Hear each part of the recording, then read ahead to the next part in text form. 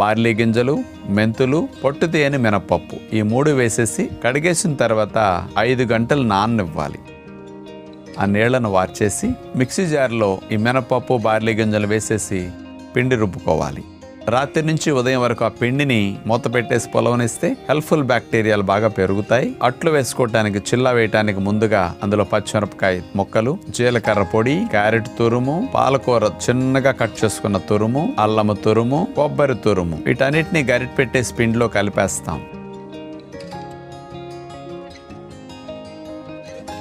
అలా పిండి సిద్ధం చేసుకున్నాం. ఒక నాన్ స్టిక్ పాత్రలో కొద్దిగా మేగడ రాసేసేసి దానిపైన పిండి వేసేసి గరిటతో మనకు కావలసిన షేపులు అట్లా సర్దేసుకుని మూత పెట్టేస్తే ఒకవైపు చక్కగా కాలుతుంది. తిరగేసేసి రెండో వైపు కూడా కాలనివ్వాలి. కలర్ఫుల్ గా నూనె లేకుండా బార్లీ చిల్లా మేగడతో సిద్ధమైంది. ఈ చిల్లాతో పాటు గ్రీన్ చట్నీ కానీ కారపొడి కానీ పెట్టుకుంటే చాలా బాగుంటుంది.